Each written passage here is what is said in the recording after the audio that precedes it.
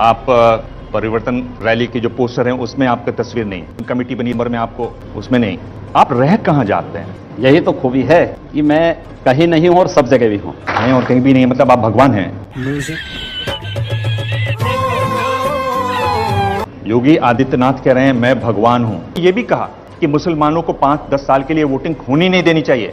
आप जब मेरी परंपरा को जान रहे हैं तो फिर आपको मुझ पर आपत्ति नहीं होनी चाहिए। आपको तो मुझे अप्रिशिएट करना चाहिए कि जो देश को तोड़ना चाहते हैं उन लोगों को हम तोड़ रहे हैं, इस पे तो आपको खुश होना चाहिए। मैं एक हिंदू हूं, आपको जाति तो अच्छी है लेकिन हिंदू नाम से इतनी चिढ़ क्यों हो गई? ये गलत बात है। आप ऐसा क्यों कहते हैं कि मुस्लिम होते हैं जो दंगा कराते हैं? ये क्यों होता है इसका जवाब आप लोगों को तलाशना चाहिए। और ये बताइए कि जब एक हिंदू लड़की का अपहरण होता है तो आप कहते हैं कि 10 मुसलमान लड़कियों को उठा ले, ये कहां तक बात सही है? इस तरह से बोलना चाहिए? ये घटना वहां की नहीं। ऐसी बात बोलकर कि आपको लगता है ये न्यायिक बात है बाकी और लड़कियों के लिए? आप ये जो बात बोलते हैं कि हिंदू युवा बानी बंदूक बांटेगी, को बांटना चाहिए। बंदूक बांटना बिल्कुल, शास्त्र और शस्त्र दोनों चलेंगे, हमारी परंपरा है। तो आप कैसा समाज चाह रहे हैं कि इधर भी बंदूकें हैं उधर भी बंदूकें हैं, गोलियां चलेंगी, लोग मारे जाएंगे? आपके संविधान में किस धारा में लिखी हुई, कहां लिखी? ये संविधान में कहां लिखी गई है कि आप बहुसंख्यक समाज को प्रताड़ित करो, उनका कत्लेआम करो और प्रशासन नपुंसकों की तरह चुपचाप बैठा रहे? ये कहां लिखा गया है? ये कहां लिखा गया है? योगी जी अगर देखिए आप नाराज हो गए। नाराज नहीं हो रहा हूं मैं। क्या ये जो आप बात कहते हैं हथियार वाली, संविधान में कहीं लिखी हुई है? मैं कहता हूं संविधान में कहां लिखा गया कि बहुसंख्यक समाज का कत्लेआम करो? ये कहां लिखा गया है? क्या आप कहां लिखा गया है? क्या आप एक सवाल का जवाब सवाल से देंगे? आपके पास सीधा जवाब नहीं है? मैं आपके सवाल ही इस प्रकार के हैं कि उस पर सवाल करना आवश्यक हो जाता है। मतलब मेरे सवाल ऐसे हैं कि आप जवाब नहीं दे पा रहे। जवाब आप आते हैं चुनाव से पहले, चुनाव को हिंदू मुस्लिम गरम करते हैं, थोड़ा उसमें आप अपने डायलॉग लगाते हैं और आप किसी तरह से वोट पाने की कोशिश करते हैं। जो राज्य सरकार जो चरमराती जा रही है, आप नहीं आपने तुरंत चलो भाई। आप परिवर्तन रैली की जो पोस्टर है उसमें आपका तस्वीर नहीं, कमेटी बनी नंबर में आपको उसमें नहीं। मैं आपसे पूछना चाहता हूं कि आप रह कहां जाते हैं? यही तो खूबी है कि मैं कहीं नहीं हूं और सब जगह भी हूं। आप हैं और कहीं भी नहीं, मतलब आप भगवान हैं।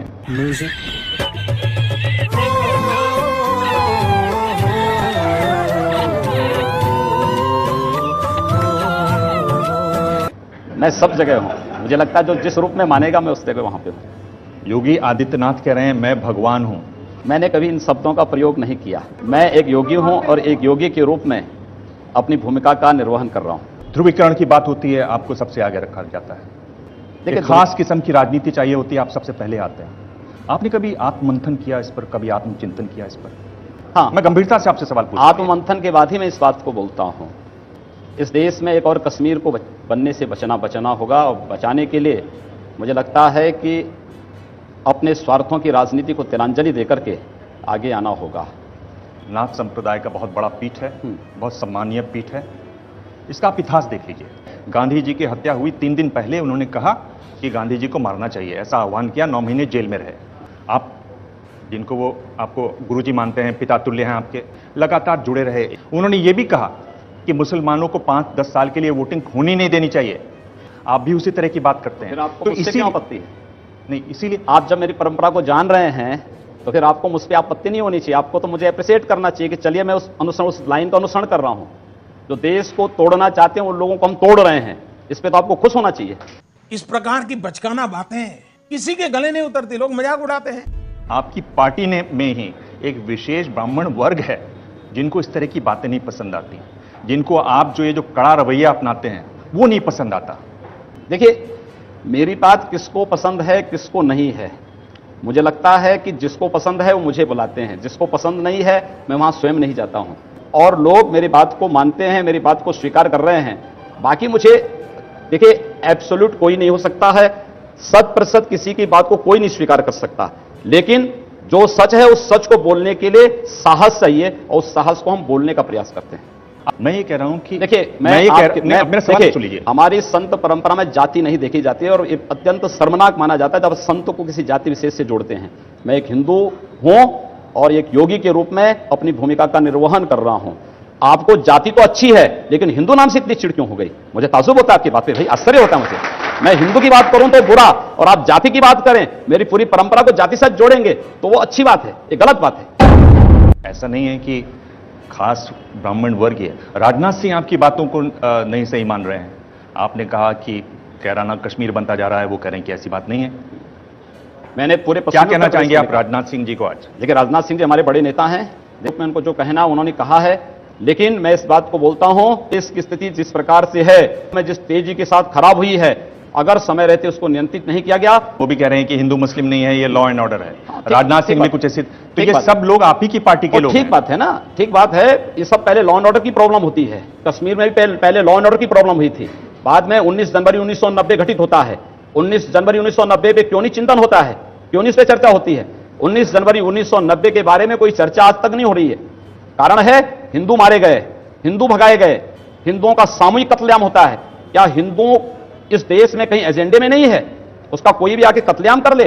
उत्तर प्रदेश में कश्मीर की इस दुर्भाग्यपूर्ण त्रासदी को होने से बचाना होगा, और इससे पहले ये चीजें आए, हमें केराना और कंदला जैसी घटनाओं को रोकना होगा।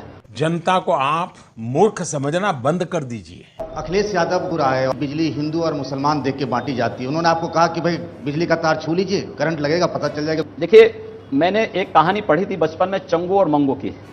उत्तर प्रदेश में अखिलेश यादव को मैं देखता हूं तो उनकी कथा मुझे लगती है वो चंगू की तरह है, जो अपने पैरों पर ही कुल्हाड़ी मार रहे हैं। जी ठीक है। और क्या ये सच नहीं कि उत्तर प्रदेश में विद्युत वितरण में इन्होंने भेदभाव किया है? क्या इन्होंने मोहल्लों में और पर्व और त्योहारों में इस प्रकार का भेदभाव नहीं किया है? आखिर समझाएं कौन? जो व्यक्ति अपने बूढ़े पिता को ही टूटी साइकिल से उतार कर फेंक सकता है, और जनता के लिए उसके कोई मायने नहीं।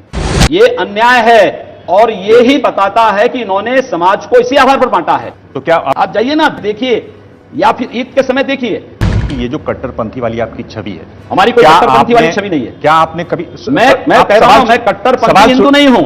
एक हिंदू के रूप में, एक सन्यासी के रूप में, एक योगी के रूप में जो सच है उस सच को बोल रहा हूं। बीजेपी की एक कट्टरपंथी छवि रही, इन्होंने अपनी छवि बदली, विकास की बात करते हुए आए, अपना काम लेकर नरेंद्र मोदी, और छा गए।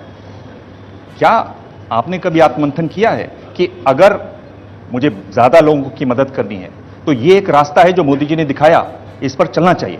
विकास हमने किया है। आप गोवा के विकास को देखेंगे तो मुझे लगता है आप ये प्रश्न मुझसे नहीं पूछते। मैं केवल आपको ये बताना चाहता हूं कि हिंदुत्व को आप विकास का विरोधी मत ठहराइए। हिंदुत्व और विकास एक दूसरे के पर्याय हैं, और हम लोगों ने विकास कराया है में, और प्रदेश के किसी भी क्षेत्र से अच्छा विकास। चलिए, अब आप सुन लीजिए। क्या एक बड़ी आबादी को क्या न्याय नहीं मिलना चाहिए? आप पार्लियामेंट के आगे खड़े होकर, और आपकी भाषा तो होती है, आपने कहा कि बेमौसम बरसात है।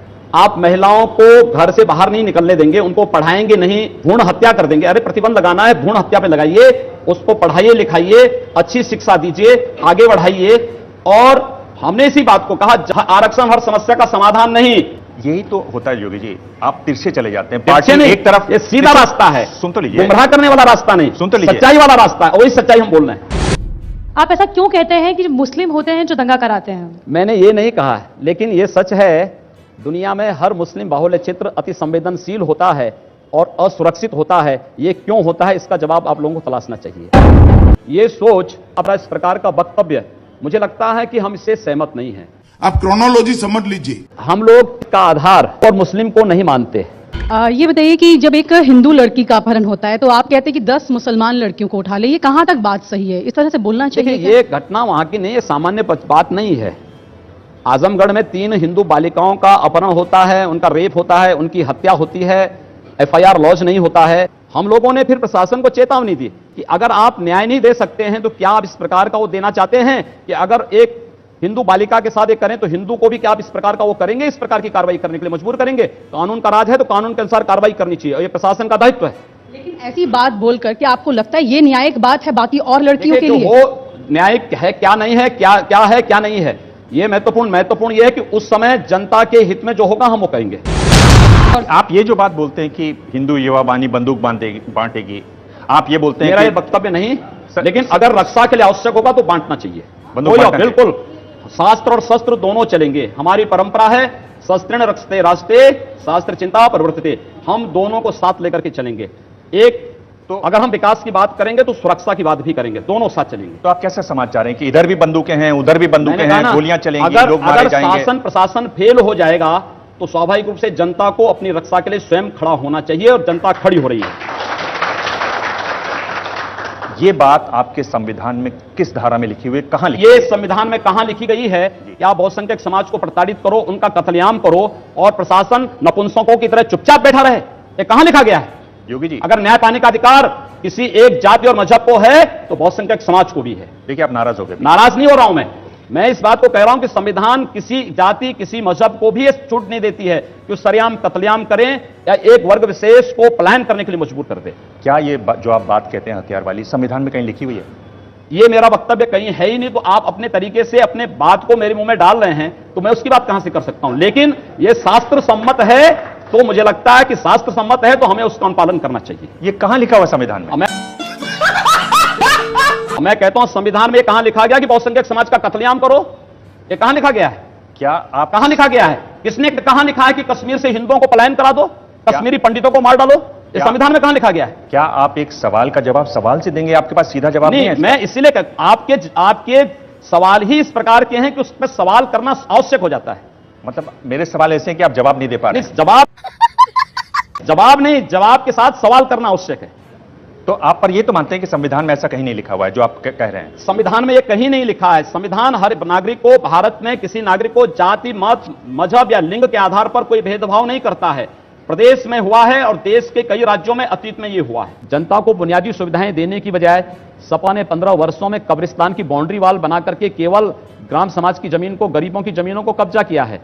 भारतीय जनता पार्टी तो विकास भी करेगी। अब मैं आपसे पूछूं सवाल, उत्तर प्रदेश की हालत ही खराब है, आप हथियार देने तक की बात कर देते हैं, आप क्यों नहीं? आप आते हैं चुनाव से पहले, चुनाव को हिंदू मुस्लिम गरम करते हैं, चुनाव को हिंदू मुस्लिम गरम करते हैं, थोड़ा उसमें आप अपने डायलॉग लगाते हैं और आप किसी तरह से वोट पाने की कोशिश करते हैं। आपको लगता है कि मेरे बारे में पूरी जानकारी नहीं है? आपको जानकारी होती तो प्रश्न आप मुझसे नहीं पूछते। समझ में को अगर आपने देखा होता ये प्रश्न आप मुझसे नहीं पूछे होते और इस प्रकार के प्रश्न पूछने की आवश्यकता ही नहीं पड़ती आपको जानकारी नहीं। यहां पर बात सुनिए, पहले मुसहर जाति के लोग जो भूखों मर रहे थे, अगर इन आंदोलनों को कभी आप लोगों ने सही ढंग से देखने का प्रयास किया होता तो संभवतः ये प्रश्न आप कभी नहीं पूछते मुझसे। जो राज्य सरकार जो चरमराती जा रही है, नहीं, आपने आंदोलन देखे होते तो प्रश्न ही आप मुझसे नहीं पूछते। एक दूसरा नहीं, वो मैंने देखा है, आपने रोते हुए वो मैं समझता हूं। मैंने कहा ना, वो संवेदनशीलता है। मैं आपको धन्यवाद दूंगा कि आपने इस बात को कहा। आपने हिंदुत्व की लेबोरेटरी बनाकर रख दिया है। आप अलीनगर का नाम आर्यनगर रख देते हैं, उर्दू बाजार का हिंदी बाजार, ये कहां जाके रुकेगा आपका? बिल्कुल होना चाहिए, क्यों नहीं होना चाहिए। अतीत के गौरव के साथ वर्तमान को जुड़ना चाहिए। हम किसी संकीर्ण दायरे में चलने की बजाय हाईवे पे चलें। मुझे क्रेडिट नहीं चाहिए। कुछ तो और ताजमहल का भी नाम बदलवा देंगे? सबका नाम बदलेंगे। क्या होगा जी ताजमहल का नाम? वो तो आप तय करेंगे। नहीं, मैं क्यों? आप बदलवाना चाहते हैं, मैं कौन होता हूं जी? आप जो तय करेंगे हम तय कर देंगे। नहीं, पर आपने मतलब आप क्या कह रहे हैं? ताजमहल बदलवाना चाहते हैं ना, पर नाम नहीं सोचा योगी आदित्यनाथ। मैंने कहा ना, समय आने दीजिए, हर चीज का इंतजार करिए। सारी चीजों में एक बार बोल दूंगा तो फिर अगली बार का कौन सा मसाला मिलेगा आपके पास? अच्छा, आप इस तरह से करते हैं, आप मसाला बचा बचा के चलते हैं। मैंने तो सोचा कि आपके पास बहुत मसाला है। इसीलिए कह रहे हैं ना कि सारी चीजें एक बार बोल देंगे तो अगली बार के लिए भी कुछ रखिए अपने लिए। प्रधानमंत्री जी त्रिशंकु वाली बात क्यों कर रहे हैं? नहीं, प्रधानमंत्री जी ने जो वक्तव्य कहा है कि कोई भी ऐसा कार्य आप न करें कि और उन लोगों को कतई न भेजें जो सुरक्षा के लिए स्वयं खतरा पैदा करने वाले हैं। अगर आपसे कहे केंद्रीय नेतृत्व कि हिंदू युवा वाहिनी को बंद कर दीजिए। मैं एक मिशन के साथ जुड़ा हूं, अपने अभियान के साथ लगा हूं कि जनता मुझे चुन के भेजती है, का समग्र विकास करता हूं, हिंदू समाज की रोटी खाता हूं, हिंदू समाज के लिए कार्य करता हूं। यही मेरे जीवन का ध्येय है, बाकी कोई ध्येय नहीं। ये जो कट्टरवादी हिंदूवादी बात है, उससे हम लोग 15 सुन लीजिए बात, और फिर उन्होंने विकास उसमें जोड़ा, बाद में आया विकास। तो क्या आपको लगता है कि इस तरह का कोई बदलाव आपके अंदर दिखाई देगा? विकास हमारा पहले भी एजेंडे में था, विकास हमारे एजेंडे में आज भी है, भविष्य में भी रहेगा। हिंदू न कट्टर होता है न सॉफ्ट होता है, हिंदू केवल हिंदू होता है, और उस हिंदू को हिंदू के रूप में आप पहचाने तो आपकी बड़ी कृपा होगी हिंदू समाज पर। इतना छोटा पहले कभी नहीं हुआ होगा।